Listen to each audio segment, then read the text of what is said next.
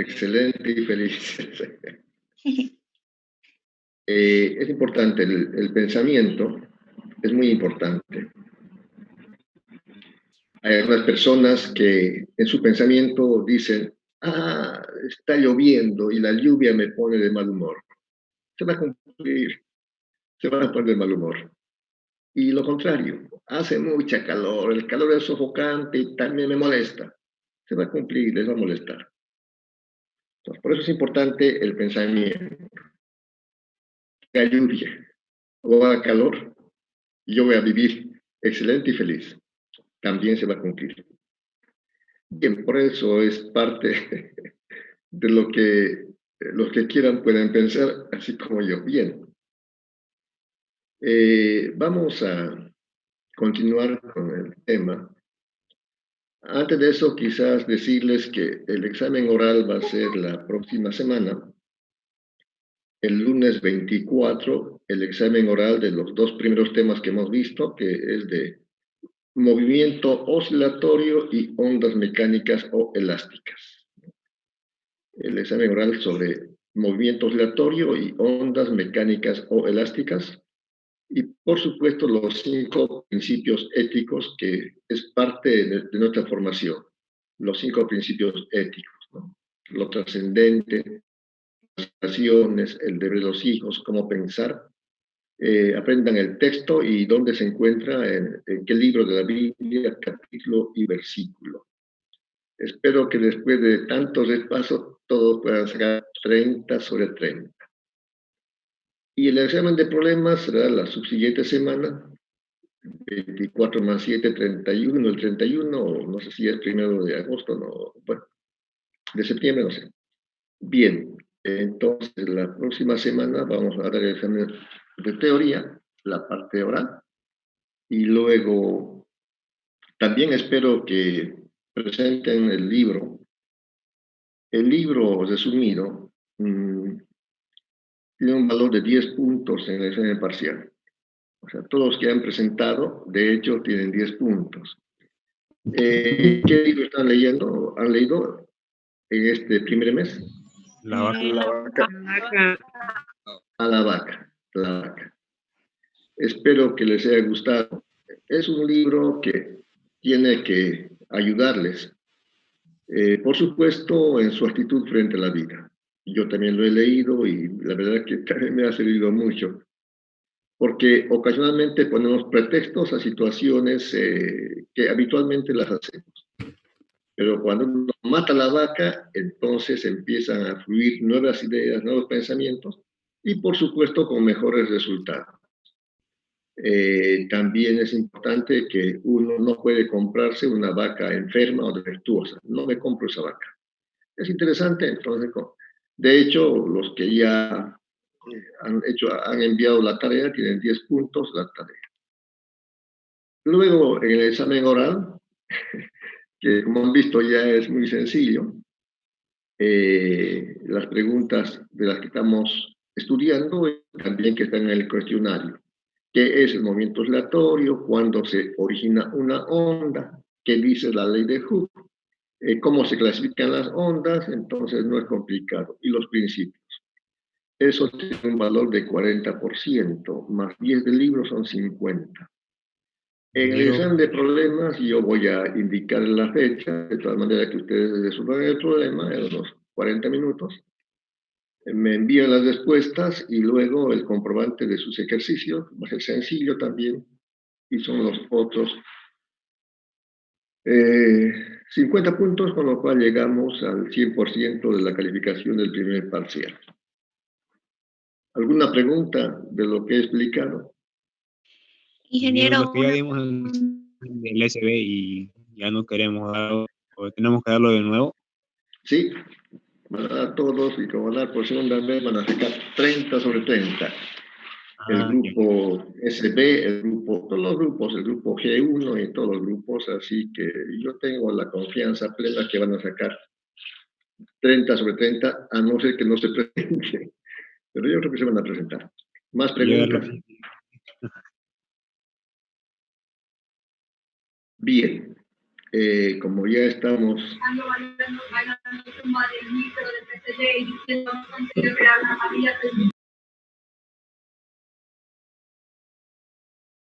No sé si alguien preguntó algo, no pude captar.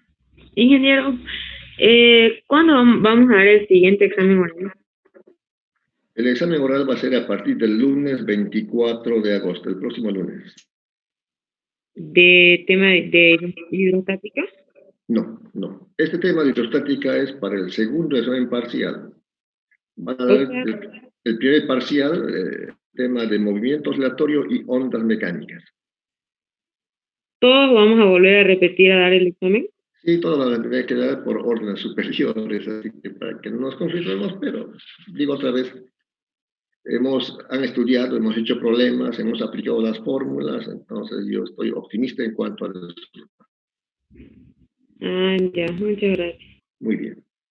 Bien, el tiempo que queda, empezaremos a ver el tema de hidrostática. Bueno, la pregunta del más bajo nivel de conocimiento es la que ya dijimos muchas veces.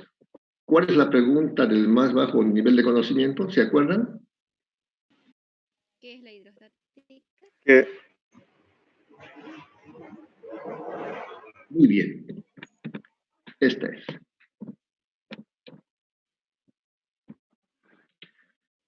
Esa es la pregunta del más bajo nivel de conocimiento. Por ejemplo, vamos a ver hidrostática. La primera pregunta que se nos ocurre sería, ¿y qué estudia la hidrostática? En todas las materias. Esto es importante. Cuando aprendí yo a formular esta pregunta, de verdad que aprendí a entender mejor lo que uno está estudiando. Por ejemplo, cuando era como ustedes, cuando era joven y hermoso como ustedes, hace muchas décadas. Entonces, en el primer curso de ingeniería, felizmente que aprendí a preguntarme ¿qué? Por supuesto, para entender matemáticas tuve que repasar el tema de álgebra. Mi primera pregunta fue, ¿qué estudia el álgebra? ¿Qué estudia el álgebra? Y entendí por primera vez que álgebra estudia las matemáticas de una manera general.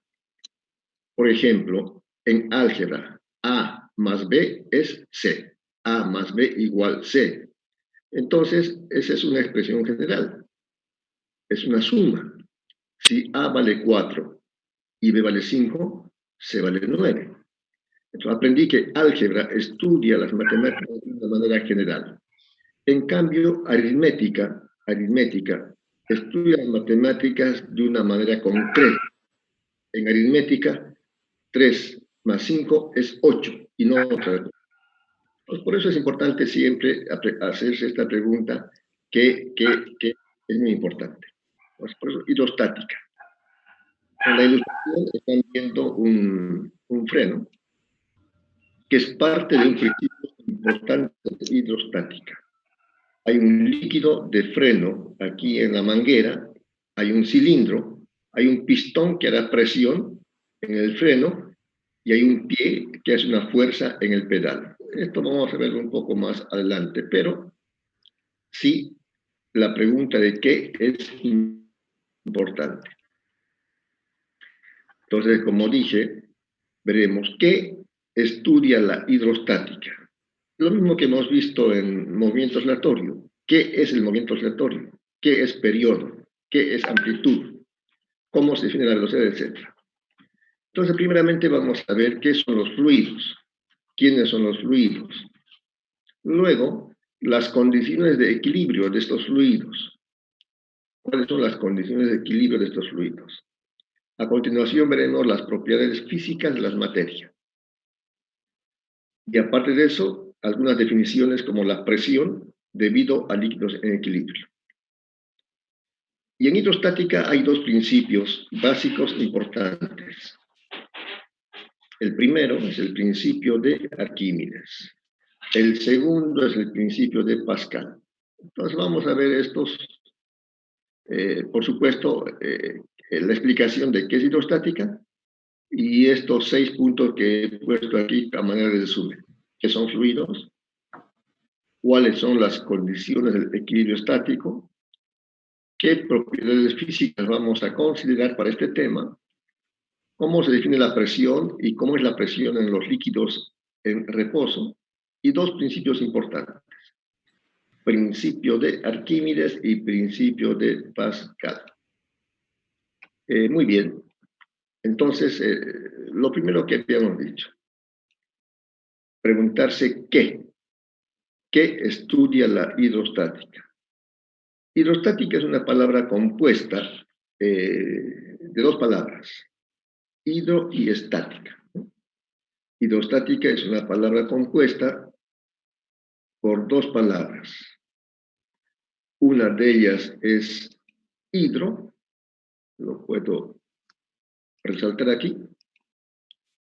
Hidrostática, una palabra es hidro. Hidro.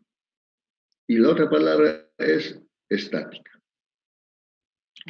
Entonces, es una palabra compuesta, hidrostática, hidrostática. Hidro, etimológicamente, representa, o más bien significa agua. Etimológicamente, hidro significa agua. Pero se ha ampliado a fluidos. Fluidos. Estática, como el nombre lo sugiere, estático, quieto, inmóvil, no acelerado. Es una palabra equilibrio.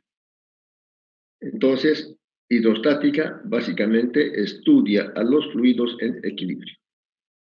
Hidrostática estudia a los fluidos en equilibrio. Así de simple. ¿Qué estudia la hidrostática? Hidro significa agua, pero se ha ampliado a fluidos. Estática, quieto, inmóvil, no acelerado. Es una palabra equilibrio.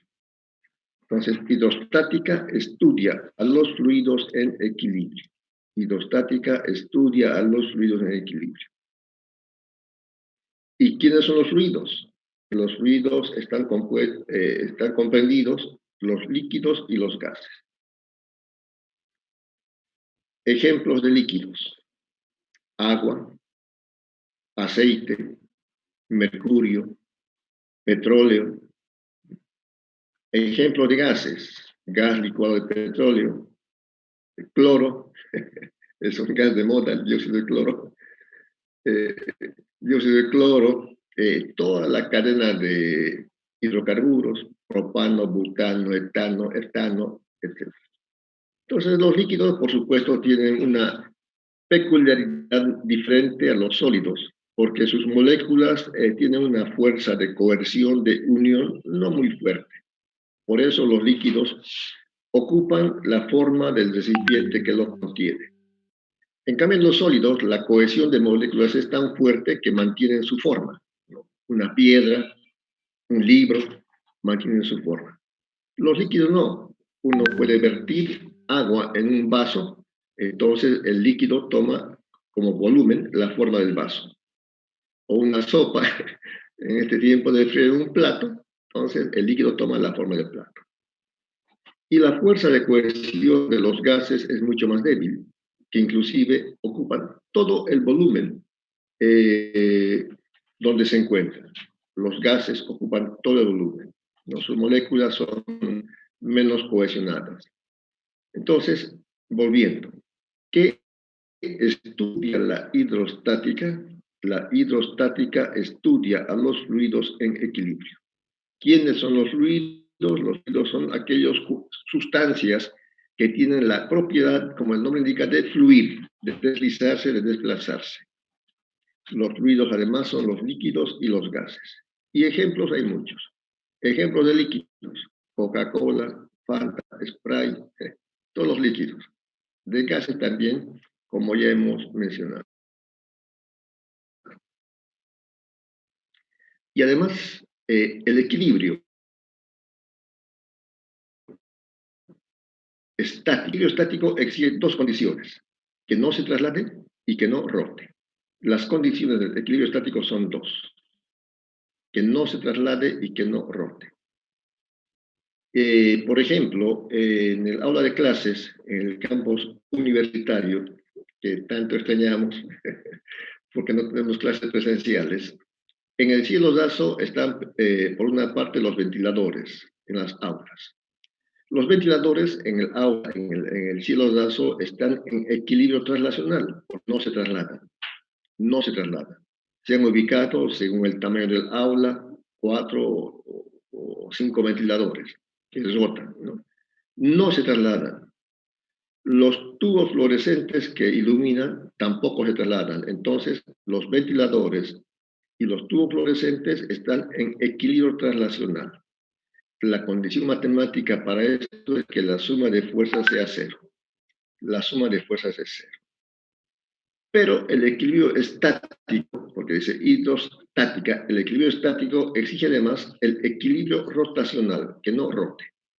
Cuando un ventilador al que hago referencia, que está en el cielo raso, en un día de calor, se le conecta el interruptor, empieza a rotar. Entonces, cuando está rotando, el ventilador no tiene equilibrio rotacional. En cambio, el tubo fluorescente que está en el cielo raso ni se traslada ni rota, no gira. La condición matemática para que no rote es que la suma de... aquí hay un error. Que la suma de momentos debe ser... Aquí puse sumatoria de F, no. Es suma de momentos. Esto vamos a tener que corregirlo. La suma de momentos es cero.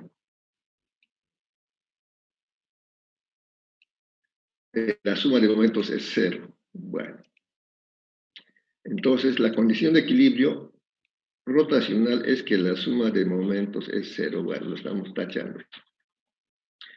Equilibrio traslacional, suma de fuerzas igual a cero, y el equilibrio rotacional, que la suma de momentos es cero. En resumen, hidrostática estudia a los fluidos en equilibrio. Los fluidos son los líquidos y los gases. Y el equilibrio estático exige dos condiciones. La primera, que no se traslade, para lo cual la suma de fuerzas es cero. La segunda, que no rote, para lo cual la suma de momentos es cero. Entonces, eso es. Bien. Continuamos entonces para ver algunas propiedades físicas de los cuerpos.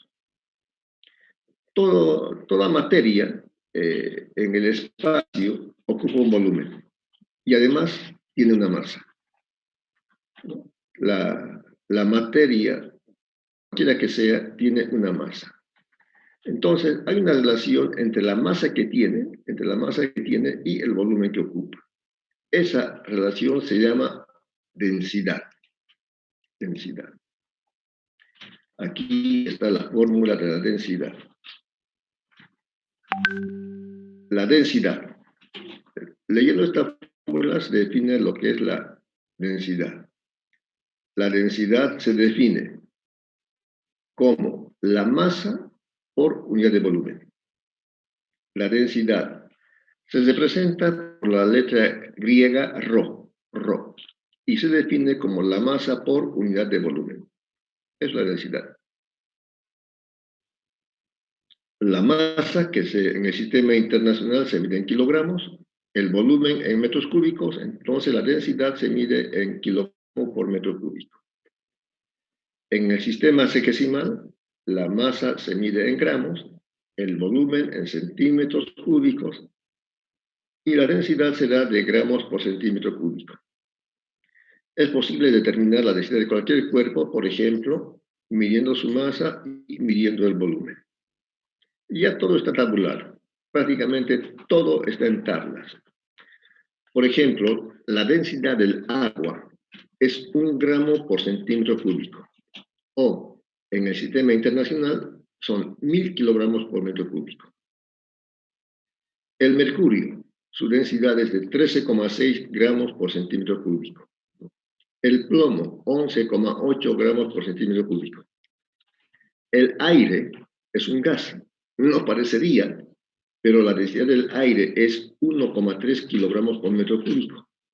Es decir, en un volumen de 1 metro cúbico de espacio, cabe 1,3 kilogramos de aire.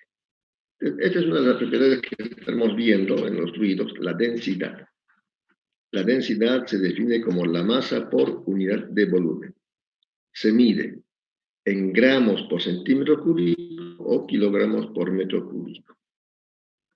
También ocasionalmente se habla, no sé por qué, pero bueno, está ahí, la densidad relativa. La densidad relativa.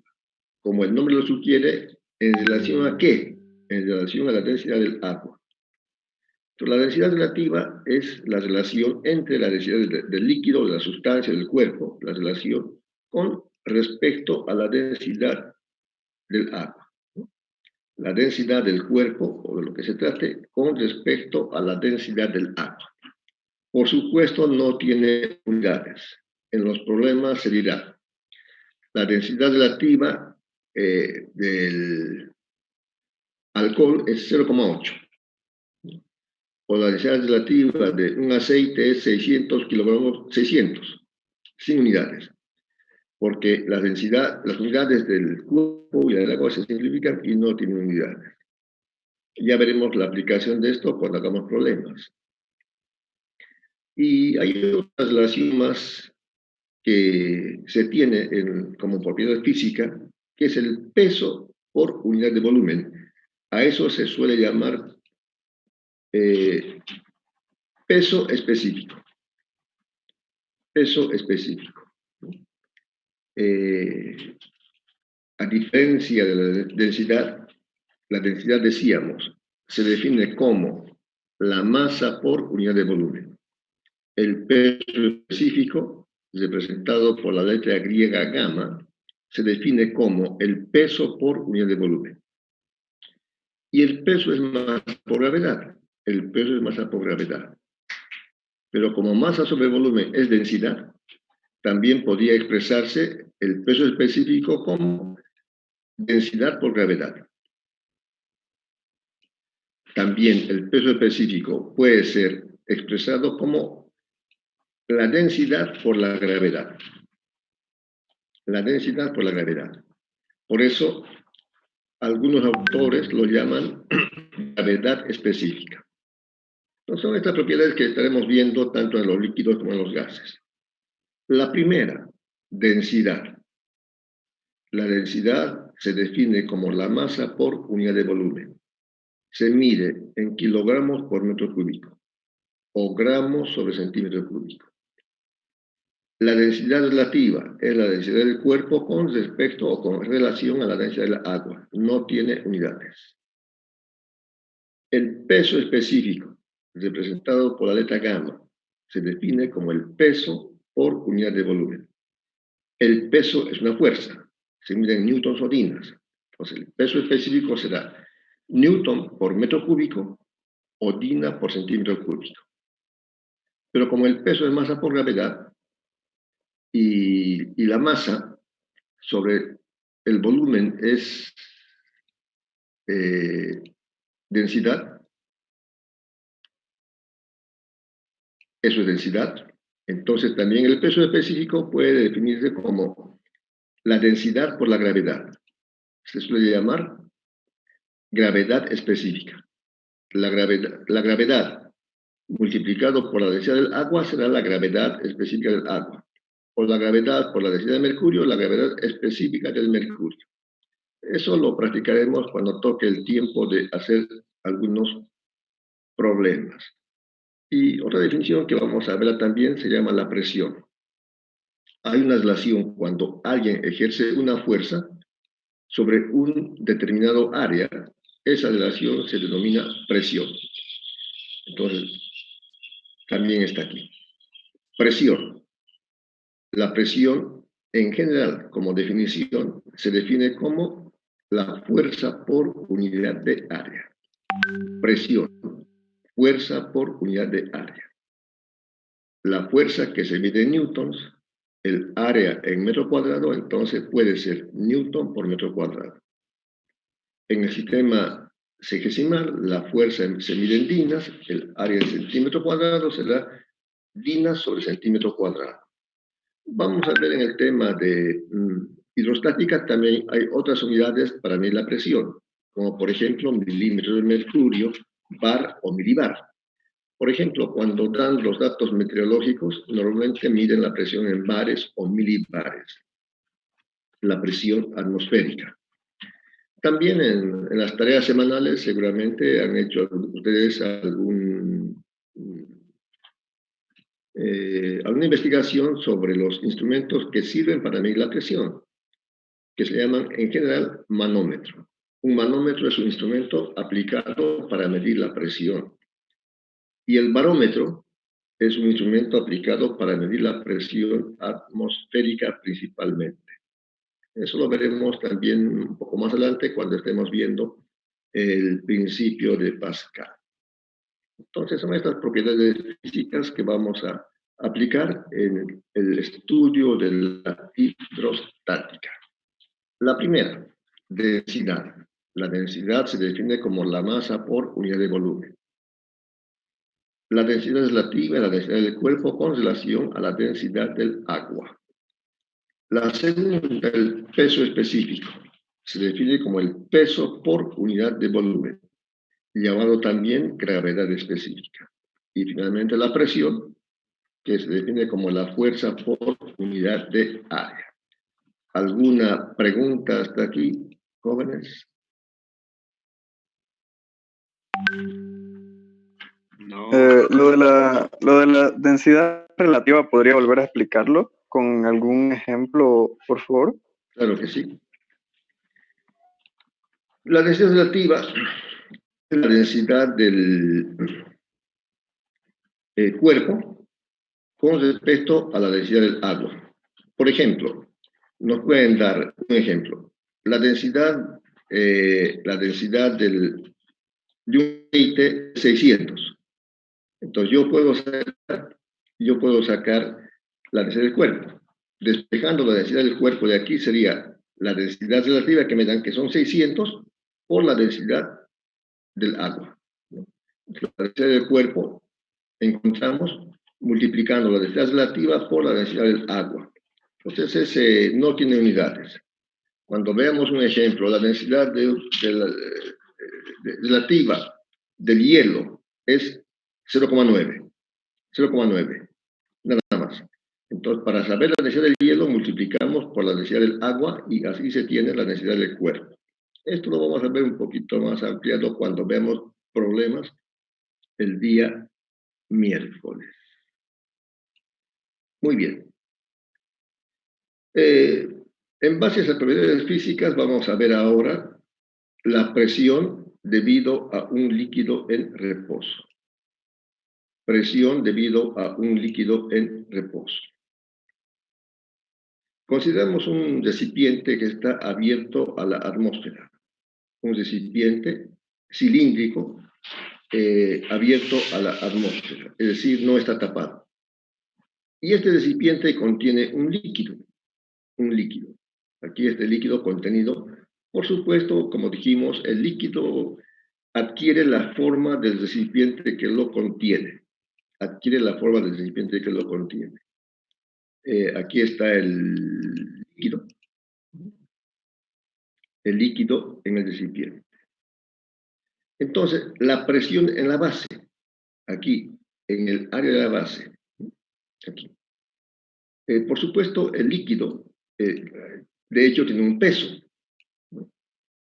Posiblemente su centro de masas esté en el centro de gravedad. Entonces, el peso es una fuerza. Ahí. El peso es una fuerza que está actuando. El peso es una fuerza que está actuando ahí. Entonces, ese es el peso. Aquí podemos ponerlo un poquito más aquí. El peso. El peso. Y está actuando aquí en la base, que es el área. Por tanto, se ejerce una presión, ¿no? Hay una presión debido al peso del líquido que está actuando sobre el área circular de la base. Entonces, como dijimos, la presión se define como la fuerza por unidad de área. ¿Cuál es la fuerza que está actuando sobre la base? Es el peso del líquido. La fuerza es el peso del líquido. Y esa fuerza o ese peso es masa por gravedad. Hemos apuntado que eso es masa por gravedad. Además, la masa, en función de la densidad, será densidad por volumen. Como densidad era masa sobre volumen, el volumen pasa a multiplicar y la masa es densidad por volumen. Entonces, estamos emplazando eso. En lugar de colocar masa, colocamos densidad por volumen. Creo que eso está suficientemente claro. Estamos emplazando aquí la masa por densidad por volumen. Densidad por volumen. Y el volumen es el volumen tal cual es el recipiente.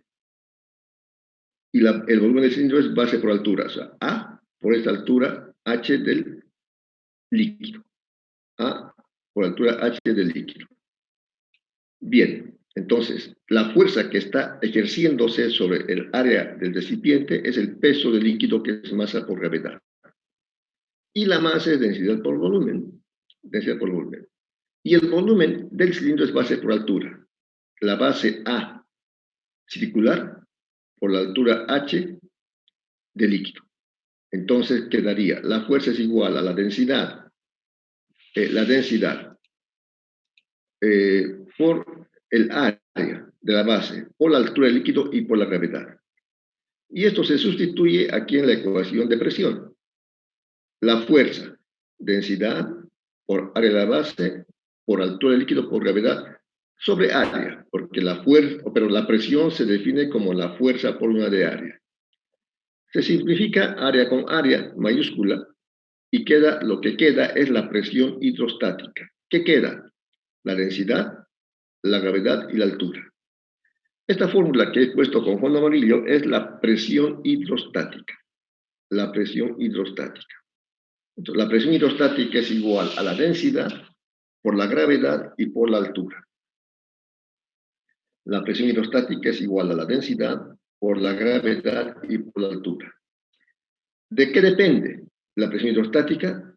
Por supuesto, de la densidad del líquido de que se trate. No es lo mismo que sea agua, aceite o mercurio. ¿Por qué? Porque tienen diferente densidad. La gravedad, si estamos en Santa Cruz, es la misma, ¿no?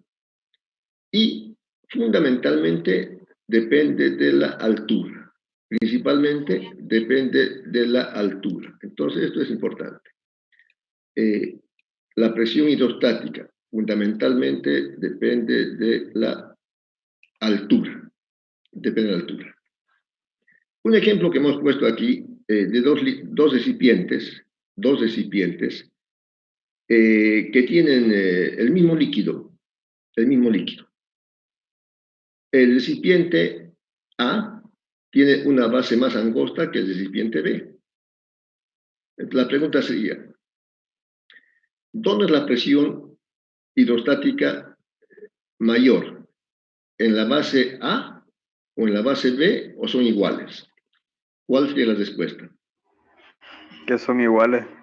Son iguales, porque están a la misma altura. Entonces, por eso decimos que la presión hidrostática básicamente depende de la altura, independiente de la base que tenga, ¿no? Lo mismo en una piscina. En una piscina podemos tener, qué sé yo, la altura de 1,5 metros de agua, entonces esa altura depende, o la presión depende de esa altura. También creo que, si mal no recuerdo, el viernes se ha visto ya en el laboratorio algo de presión hidrostática, por eso que estamos avanzando para no desfasarnos mucho. Eso es. Otro término que normalmente se aplica también es la presión absoluta. La presión absoluta. Lo dijimos, hidrostática estudia a los fluidos en equilibrio. Hidrostática estudia a los fluidos en equilibrio. Entonces, si queremos sacar, por ejemplo, la presión la presión aquí en la base de este recipiente, la presión en la base, ¿no? Entonces, se debe tomar en cuenta, si está abierto a la atmósfera, aquí hay una presión atmosférica. Hay una presión atmosférica, por una parte. Eso estamos llamando P sub 0. P sub 0 es la presión atmosférica. Entonces, aquí, vamos a anotarlo, hay una presión atmosférica, P sub 0. Pero aparte de eso, también está actuando la presión hidrostática, aquí. Voy a hacerlo con otro color para que se vea un poco mejor. Aquí está actuando la presión hidrostática, que sería esta, del líquido. Entonces a esto se llama presión absoluta. La presión absoluta es igual a la suma de la presión atmosférica que está actuando sobre la superficie libre del líquido, más la presión hidrostática. Esta es la presión absoluta. La presión absoluta. Entonces, es la presión absoluta, que estoy aquí marcándolo, es la suma de la presión atmosférica que actúa sobre la superficie libre del líquido, que es representado con la flecha azul, más la presión hidrostática del mismo líquido. A eso se llama presión absoluta. La presión absoluta es igual a la presión atmosférica P sub 0 más la presión hidrostática, que es densidad por gravedad por altura. Eso es. Bien. Continuamos entonces. Justamente la paradoja hidrostática. La paradoja hidrostática. Busqué una foto del acueducto de Segovia. Segovia es una ciudad que se encuentra en España. Por supuesto, el imperio persa dominó España por muchos años, hicieron cosas interesantes, como por ejemplo, la Alhambra de Granada es una obra espectacular de los persas. Pero también los romanos dominaron Europa en esos tiempos y, por supuesto, España también fue dominada por el imperio romano. Entonces, para llevar agua, por ejemplo, de un lugar a otro, los ingenieros romanos no conocían la paradoja hidrostática, ¿no? Pensaban de que para trasladar agua de un lugar lejano, una especie de una quebrada grande, hasta el otro lugar, construyeron lo que se llama el acueducto de Segovia. Segovia es el pueblo. Ustedes pueden buscar en internet el pueblo de Segovia en España, inclusive el acueducto con diferentes vistas. Acueducto, o sea, un ducto por donde va a ser transportado el agua, acueducto. Entonces, tenemos a la tarea de levantar estos pilares, que son enormes. Pueden notar la diferencia de personas que están pasando. La persona, qué sé yo, de 1,5 metros o 1,70, para que vean que esta altura más o menos es casi de 80 metros o hasta más, hasta 120 metros, ¿no? La altura. Y la distancia de la longitud creo que son 700 metros, como unas 7 cuadras. ¿Por qué? Porque los ingenieros romanos no sabían que se cumple esta paradoja hidrostática. El agua que esté aquí en un extremo, ¿no?, por un conducto que vaya por la parte inferior, puede ir tranquilamente y subir al mismo nivel en el otro extremo. Independiente de la forma que tenga el recipiente, un cono invertido como este, o con un ensanchamiento por este, o delgado como este, o ancho como este. El nivel del agua llega a la misma altura, ¿no?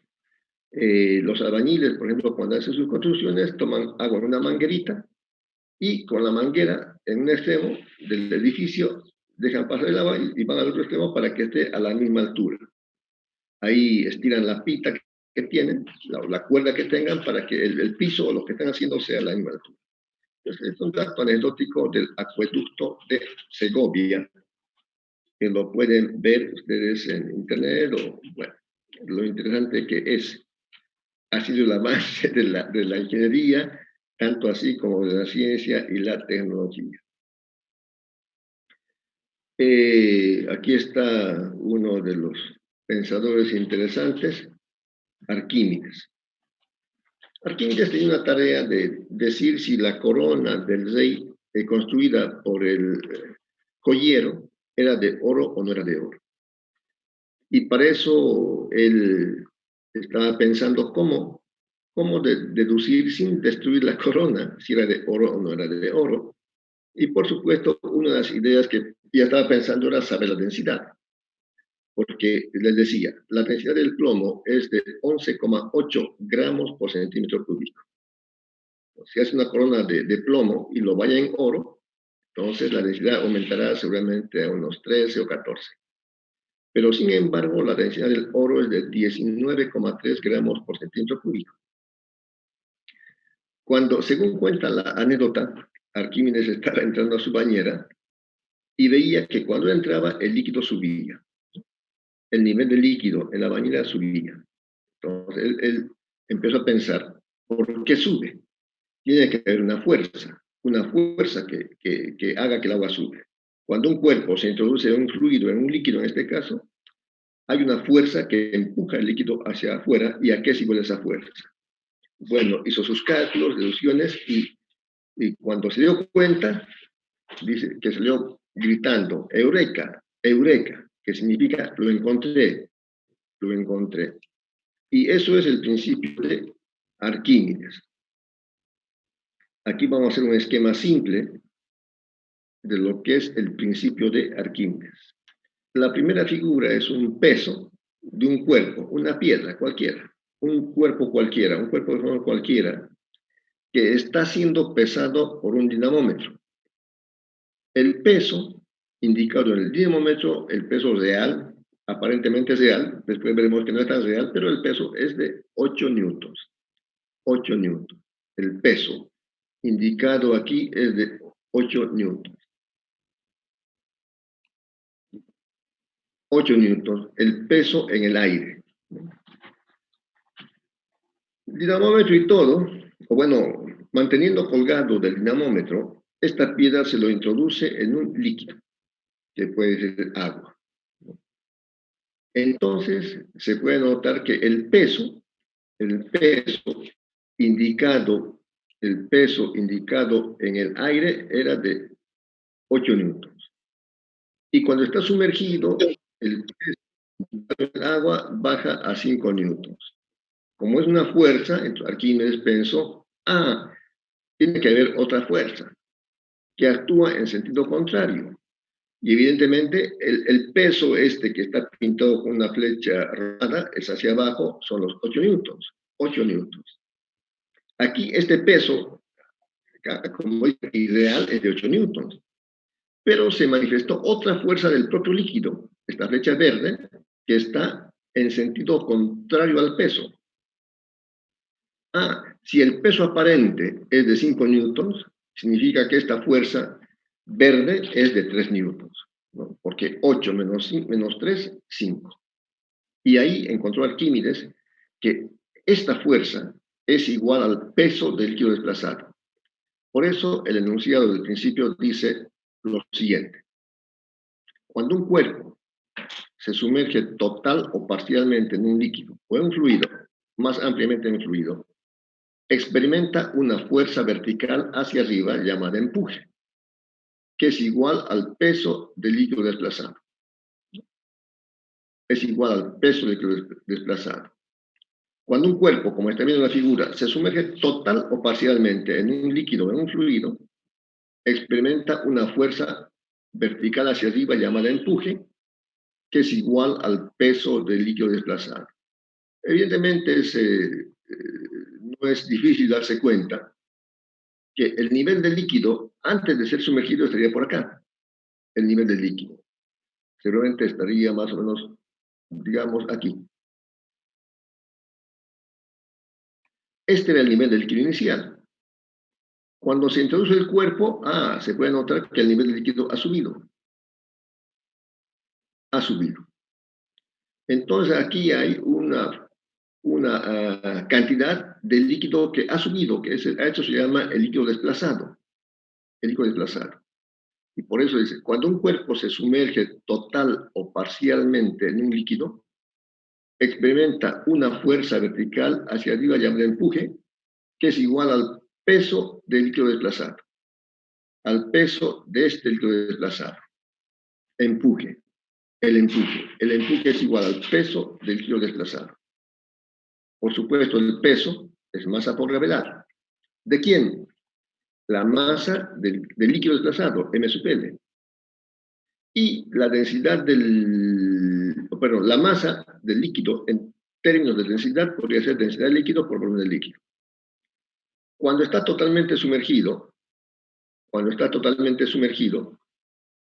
el volumen del líquido desplazado es igual al volumen del cuerpo sumergido. Y se puede reemplazar el volumen del líquido, aquí que he pintado con color celeste, por el volumen del cuerpo que he pintado con color café.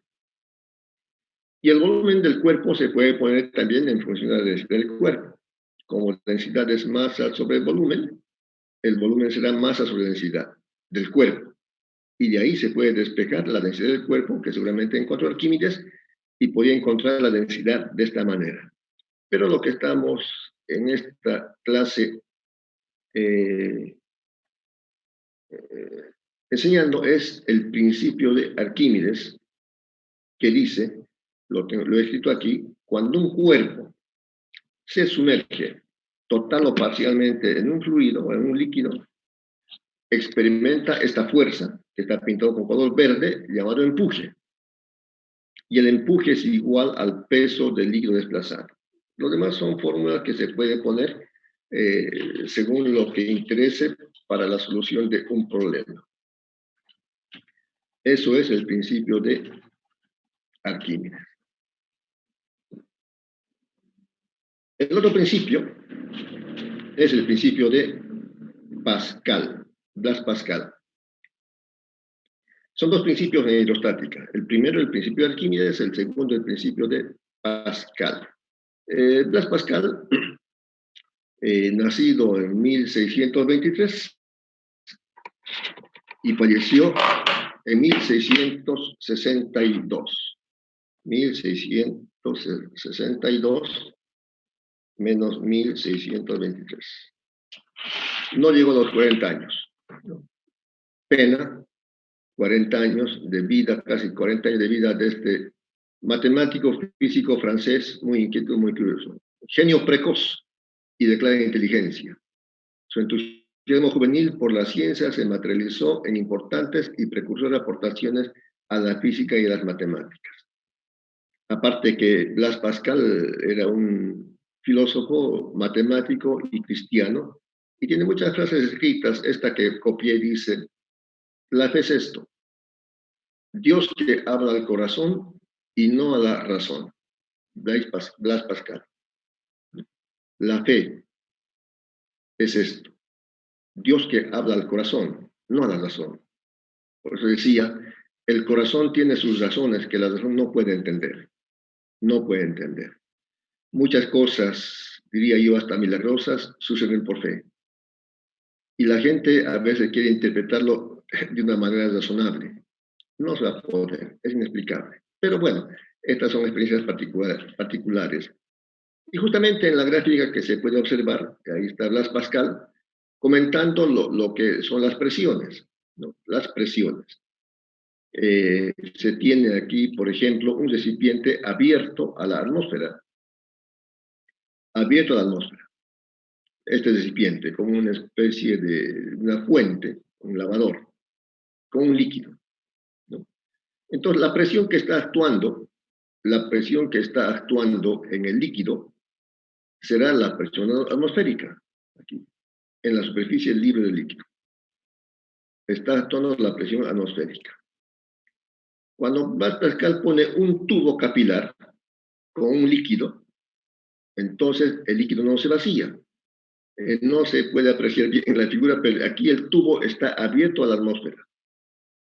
Entonces, por el tubo capilar también está actuando en esta parte del líquido que está en la parte superior. ahí está actuando también la presión atmosférica. Y como son iguales, entonces se equilibran y por eso se puede medir la presión en milímetros de mercurio. La presión atmosférica aquí equivale a 750 milímetros de mercurio. Son aportes importantes que Blaise Pascal, como dice en parte de su biografía, físico, matemático, francés, genio precoz y de clara inteligencia.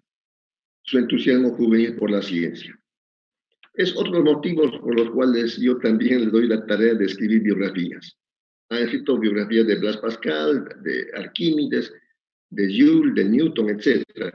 Para que ustedes puedan motivarse como estudiantes a tener pasión por la ciencia, por el estudio, que desarrollen su inteligencia. Y vean que estos jóvenes, evidentemente, eran espectaculares y sobresalientes. Ojalá ustedes puedan igualarlos y, si es posible, superarlos. Ese es el motivo por lo cual yo les pido que escriban biografías. El otro tema que no lo vemos por motivo de tiempo y por muchas razones, por ejemplo, dibujan el barómetro, el manómetro, para qué sirve, etcétera, que eso está en la bibliografía también.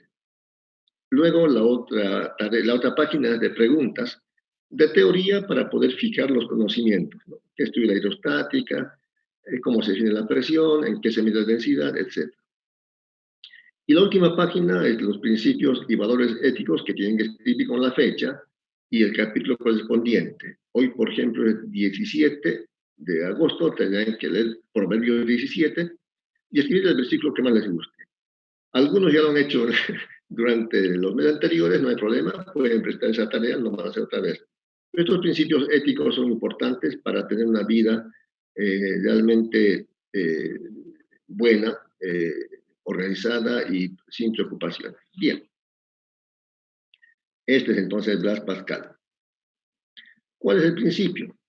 Blaise Pascal es un balón con un recipiente que tiene un cuello, se llama balón, ¿no? Este balón contiene un líquido. La diferencia es que este líquido está tapado. Entonces está el líquido aquí pintado con color celeste, el fluido está tapado, encerrado, confinado. Cuando se ejerce presión en la parte superior, en el cuello, sobre el pistón, uno podría pensar que la presión, en este caso, va a depender de la altura, pero no es así. En este caso, como está tapado, no depende de la altura. La presión que se ejerce en el pistón, la fuerza sobre el área, se transmite por igual a todos los puntos del fluido y en la misma magnitud. La presión se transmite íntegramente. El principio dice, la presión ejercida sobre un fluido confinado se transmite íntegramente a todos los puntos del fluido y a las paredes del recipiente que lo contiene. Una aplicación importante de este principio es la prensa hidráulica. Aquí en el dibujo derecho está un esquema de la prensa hidráulica. Son dos cilindros verticales que están tapados con pistones de sección S1 y sección S2. A la vista se ve que la sección S2 es mucho más ancha que la sección S1. Pero están tapados. El fluido está confinado, encerrado, tapado, cubierto. No está abierto a la atmósfera. Cuando en el pistón pequeño se ejerce una fuerza F1, la fuerza F1 ejercida hacia abajo sobre el área S1 es presión. Fuerza 1 sobre superficie 1. Esa presión se transmite a todos los puntos del fluido y a las paredes del recipiente que lo contienen, y tendrá que ser contrarrestado en el pistón grande por una fuerza F2, que ejerce sobre el área S2. Es otra presión. Estas presiones son iguales. La presión en la parte angosta es igual a la presión en la parte ancha. Y eso es una aplicación importante, por ejemplo, porque es la base esquemática de la prensa hidráulica. Aquí podemos apreciar algunos ejemplos de aplicación útil de este principio. El primer dibujo es una prensa hidráulica, donde podemos ver que en un servicio de mantenimiento de automóviles, por ejemplo, ¿no? Nosotros vemos que en un extremo está, bueno, es una varilla, donde el ayudante está moviendo con su mano la palanquita, haciendo presión, fuerza, fuerza, fuerza. Esa presión se transmite por aquí y se multiplica, de modo que puede levantar, levantar, levantar una movilidad. Otro ejemplo es el gato hidráulico. Por supuesto, la prensa hidráulica tiene líquido que está aquí pintado con celeste. El gato hidráulico tiene un líquido también confinado. Esos camiones de alto tonelaje tienen su gato hidráulico, ¿no? Aquí tiene este especie de perno. Cuando se aplica, el ayudante o el chofer hace una fuerza moviendo esta palanca de arriba hacia abajo, de arriba hacia abajo. Se está haciendo fuerza sobre el área de presión en este pistón, ¿no? Estamos viendo, fuerza sobre el área. Y la presión se transmite por el interior y va levantando, levantando, levantando. Es el gato hidráulico. Los frenos hidráulicos, como el dibujo que estaba de principio, una persona joven o dama, o no es necesario que tenga mucha fuerza, pisa el freno. El freno está conectado a un pistón, el cual lleva un líquido, se llama líquido de freno, y va hasta las balatas y las pastillas de freno. Esta fuerza que está haciendo aquí por unidad de área se transmite como presión y puede tranquilamente detener una movilidad. Lo propio en la dirección hidráulica. En el pasado las movilidades tenían dirección mecánica, de tal manera que cuando un conductor llegaba con su movilidad a una esquina, tenía que hacer mucha fuerza en la dirección para poder cambiarle el rumbo a la movilidad. Ahora es dirección hidráulica, ¿no? Con una mano se puede girar el volante y esa fuerza se multiplica y es la presión multiplicada por el principio de Pascal. Muy bien, muy bien, muy bien. ¿Alguna pregunta hasta aquí?